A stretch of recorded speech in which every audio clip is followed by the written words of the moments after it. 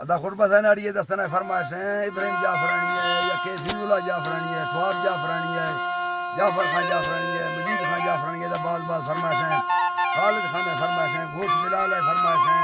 हाजी इब्राहिम खोसरी है बाल फरमाइश है या के